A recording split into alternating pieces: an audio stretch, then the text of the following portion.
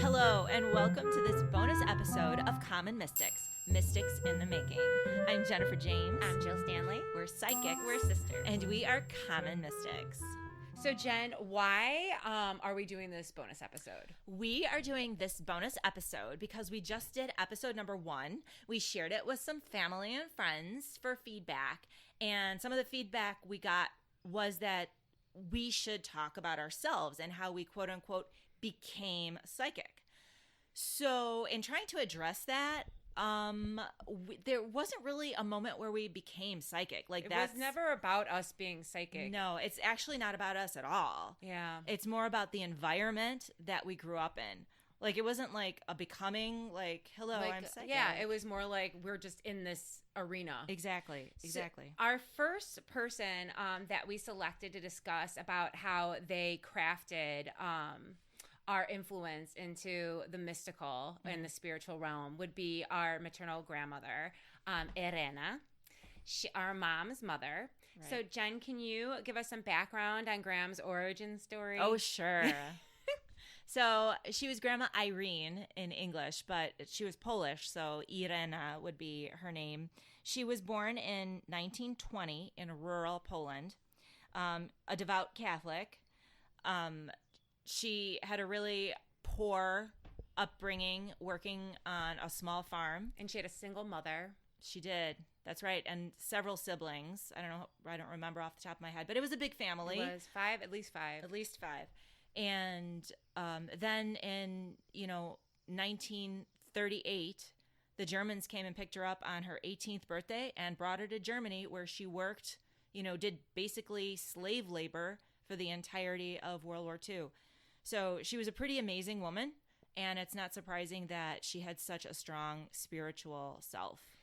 Jen and I have a really interesting relationships with her grandmother because when Jen was born, Grandma and Grandpa had a 4-flat on the south side, and Jennifer and Mom and Dad lived in one of the apartments. And so Jen was basically raised up to the age of 5 with Grandma. And then our parents moved to the suburbs.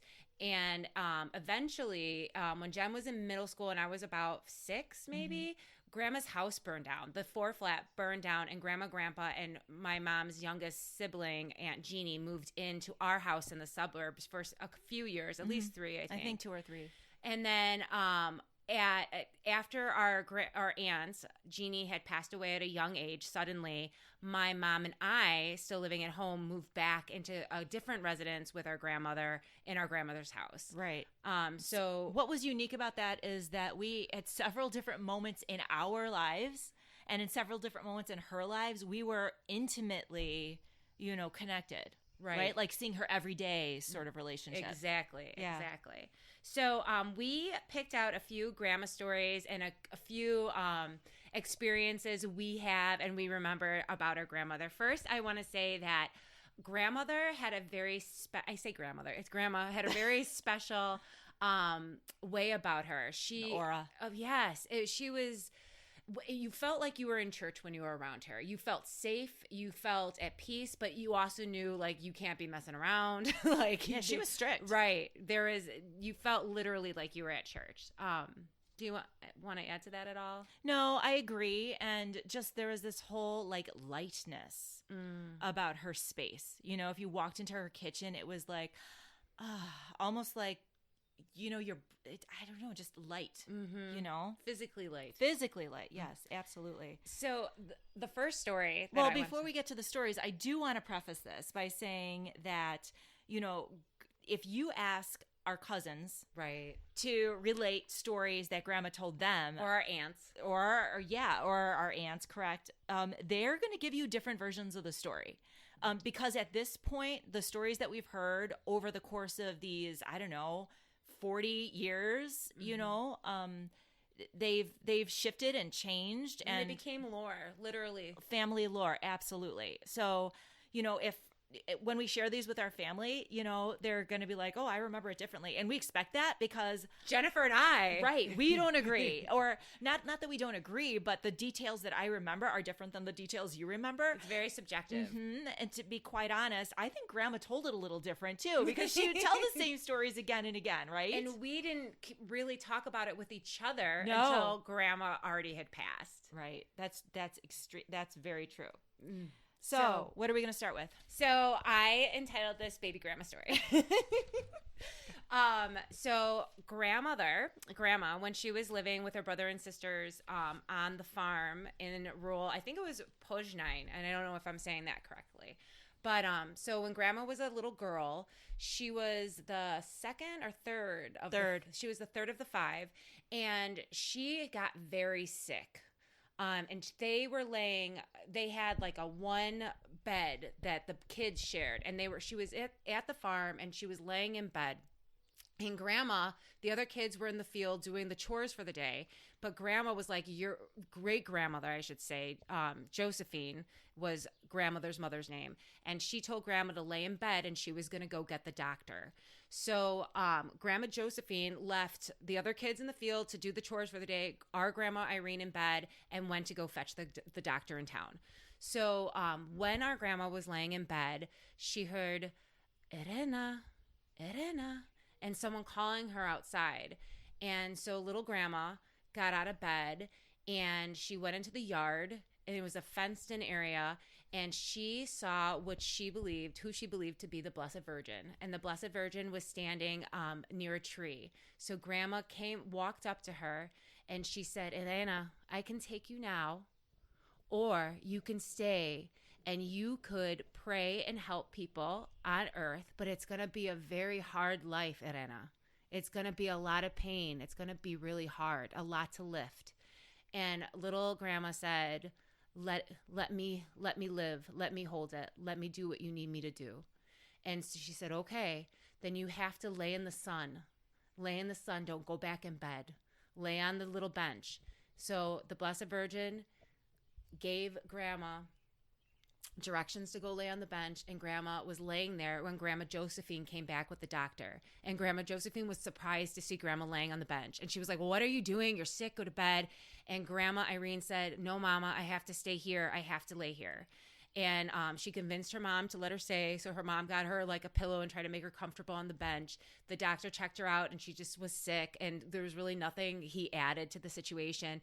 And he left. And so Grandma was laying on the bench in her fenced-in yard, and she saw from a distance someone walking towards her. And he was it was a man she recognized, and he was wearing a long burgundy, I don't know how to describe cloak. Great cloak. And he came and he opened the fence, and he didn't say anything to her, but he handed her a big cross over her. It's like he handed it to her, but it was like an air cross, right? If that makes sense. So he made the sign of the cross over her, and he didn't say anything. He just smiled at her a little bit and turned around and walked away. Did she ever tell you who that was? She thought it was Jesus, and she said he was beautiful, blue eyes, blondish brown hair, beautiful man, and so peaceful, so peaceful. So Grandma eventually ended up getting better. And that was a really memorable story that she would tell me again and again as I was growing up. Right. One thing that I noticed that some people might not know is that, you know, Mary was Jesus's mother, right? And people call her Mary. We were not raised to use her first name. Mm-hmm. No. So we were taught to call her Blessed Mother or Blessed Virgin. So when you were talking about the Blessed Virgin, you're talking about Mary, right? So people who don't know that terminology, that's grandma talk. Yeah, that is grandma talk. That's grandma talk. There's no way. That's a Blessed Mother. Even now when people say Mary, I kind of cringe I a know. little Even bit. hearing you say it, I'm like, oh, it's irreverent. It's true. Right? Okay, so that was one of my favorites. Wow, that's a good one. That brought tears to my eyes. Thank you. Give me one of yours. No, tell me what I'm supposed to talk about. I don't remember. Oh, I can't say the name. I don't even Okay, I know which one you're talking about. Okay, so when Grandma was living in Chicago, so she had moved with her family to Chicago, and her daily routine was, you know, get up and do her chores and just go about her day. She never worked outside the house. Grandpa did. You know, she had 4 daughters. And one day she was lying in bed at night, saying her prayers, and a man walked into her bedroom and sat on the edge of her bed. And Grandma told me that he was very handsome. He was a handsome man. He was well dressed. He had a suit on and like a top hat, right? And he had a cane. And I remember her saying that the cane was like fancy. It wasn't just like a wooden cane. It was like had like a gold or brass kind of handle on it. Mm-hmm. And he sat on the edge of the bed and he said to her, "I told you not to go there." And she was confused that he would say that to her. Now, just to be clear, her confusion wasn't that a strange person walked into her bedroom and sat down, because she knew that this person was not of a human, right? This was like a spiritual being that had come to her, and that happened all the time, right? So that was commonplace that like dead people would come and see Grandma, and right? ask for prayers, exactly, give messages. So that wasn't what confused her. What confused her was his manner of speaking, like, "I told you not to go there." So she was like, "I don't know what you're talking about." And he said, "Why did you go there? I told you not to go there." And he didn't elaborate, but he started getting angrier and angrier. And again, Grandma, her mind was racing because she's like, "Who is this? And what are they talking about?" And she was telling me that she was going through the events of the day in her head. She's like, "Where did I go? I don't know. I made food, I cooked, I did the laundry, I worked in the yard, I did everything I normally do. What is this person talking about?"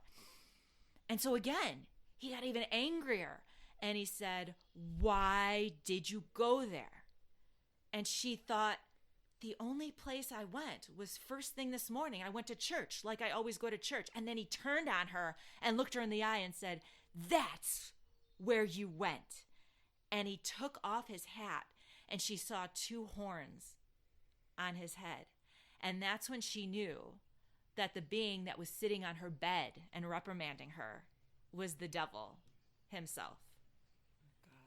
So Grandma grasped the crucifix around her neck. It might have been the Blessed Mother statue or the icon that she wore around her neck, but she grasped it and she said, "Blessed Mother, come and step on his head." And then he disappeared. But as a kid, that story was the scariest thing. So scary. And I do not understand why she told us this, because she told me it too. Like we were children. Like I was really young. Like I am like rocking, holding myself right now because that shit is not okay. Not okay. And when you would ask our mother about it, she would just be like, we're not. Like she was no comfort. Like she was like, "No, it happened. The devil is real and he shows up in your room." And I'm like, what? Yeah. Talk about afraid of the dark. Oh, Jesus. Let's go. Let's change the subject. Okay, moving on. So personal experiences with Grandma that we realized at some point in our lives weren't normal Grandma things. It wasn't like she made a pie, and it was like Grandma did like extraordinary things that we came to realize like that's different. Right. Grandma. You want me to go first? Yes, I like yours. So I don't know how old I was, but I was sitting in her kitchen. I was maybe, 8 or 10, whatever. And she looked at me and she goes, "What's wrong with you?" And I said, "Nothing is wrong." She's like, "No, what's wrong with you?" And she was like stern about it. And I'm like, "Grandma, nothing's wrong with me." She looked at me. "Somebody gave you the evil eye." I'm like, what does that even mean? What does that even mean? And she didn't have the best English, so she didn't really explain what she meant. But she walked over to me and she like, you know how the doctor will like put down your lower eyelid and like look at the whites? She did that. She like looked at the whites of my eyes and I was like, "Are you kidding me right now?" She was pulling down my lower eyelids. She licked my forehead. And then she was convinced that yes, this was the evil eye. Somebody had, hexed me. So she took a loaf of bread and she pinched a hole into a piece of bread. And she took a glass of water and she put the bread in the water. And then she took salt. And I'm pretty sure, I don't remember what she did with the salt. I think she sprinkled the salt in the water and then mixed it up. And then she took a sip of the water and spit it back into the cup. And then she told me that, if I'm honest, she told me to take a sip of the cup. It was nasty. Yeah, I know, but I didn't want to tell you that. It's okay. Kind of gross. It's okay. So, of course, I did it. And then, like, I don't know, that was supposed to, like, cure my evil, the hex that was put on me. But that happened. Oh, wow. Like, that happened. Yeah. That's weird. That is weird. That's different. That's different. Not apple pie. That's not apple pie. No. I would have taken an apple pie. My grandma experience is that one of my favorites is that I had gotten a kitty cat, a baby kitten from my aunt. And my cousin delivered this baby cat to me. And I was so excited about this cat. And I had an apartment like three blocks away from Grandma and Mom's house. And I was like 26 at the time. So I brought the cat over to my mom and my grandma. And Grandma took the cat from me and lifted it up like Simba above her head. And then immediately bent it at the waist with the cat in her hands and with a figure 8 around her ankles, saying something in Polish again and again and again. Then she lifted him back up to eye level, looked him in the eyes, and handed him to me and said, "Now he'll never leave you." And I was like, what just happened? I was like, okay. I was like, and so, you still have that and cat. That cat is still my kitty, and he actually is the best little soulmate I got. Aww. Yeah. So I think those are all the stories that we wanted to share today. Oh, no, the dreams. Oh, yeah. Gosh. So not only did Grandma do white magic, and not only did she speak to dead people. Oh, wow. She also had prophetic dreams. True. And when you say it like that. Right? And so I remember I was in 6th grade, and Grandma kept having these dreams. And I know this from our mother because she was telling Mom about the dreams because, Mom did astrology. So they would talk about things like that, right? Right. So Grandma kept having this recurring dream over and over. The dream was that she was seeing the block in Chicago where her house was, and her house was glowing. It was the brightest on the block. And so, she asked Stella, my mom, what does it mean? And Mom's like, I don't know what it means, but Grandma kept having that dream. Mm-hmm. She told me that she thought it was a good dream. Hey, my house is the brightest. You'd think that would be a good dream, right? Right. Well, it turns out her house burned down. It was on fire. We had already mentioned that at the opening of this episode, but it was not a good dream. It was quite a prophetic dream. Not very helpful, as it turns out. I know. But nonetheless, she knew that something was going to happen, and she knew that her house would be the brightest on the block. And unfortunately, it was, but not for any good reason. One of my favorite grandma stories when it comes to her dreams revolves Munchkins from Dunkin' Donuts. Oh, so not as serious. You don't say. But when my Aunt Jeannie was alive, she was living in a house with my grandma and Jeannie's husband Tony. So Jeannie's husband Tony would take Grandma to church every Sunday because at that time when she was getting older, she couldn't go every day anymore. So after church, one day, Tony said, we're going to bring home Jeannie Munchkins from Dunkin' Donuts and a coffee. So they go through the drive-thru. They bring a box of Dunkin' Donuts home. And Tony said, I'll carry the coffee. I'll carry the donuts. Do you want to carry the Munchkins? And Grandma said to him, I had a dream last night that the Munchkins were all over the yard. So if I hold them, I know that they're going to fall to the ground. And Tony was like, okay. And it was like, all right, whatever you say, whatever you say. And as Grandma was leaving the garage, the threshold of the garage, her foot got caught on the step, and she ended up tumbling forward into the yard. She was okay. She was okay. But she told him, she's like, I told you. That's why you needed to hold them. I told you. The funny thing about that is that you're right. The dreams, and as we come to realize, as we're having our own experiences, is that it's really hard to determine. Yeah, you don't really know why you're seeing what you're seeing. Right. And for what reason, and what does it mean, and in what context, and they're not very clear. No. Yeah, so that's very interesting that you brought that up. That's 100%. True. Yeah. So, in closing, I would like to say that when she was alive, Grandma would not have approved of us sharing her stories. She would be so mad at us. Yeah. And, you know, in fact, every time she'd tell you a story, she would say the same thing afterwards. And I'll share that now. She'd say, now don't say anything. They'll think you're crazy. No one will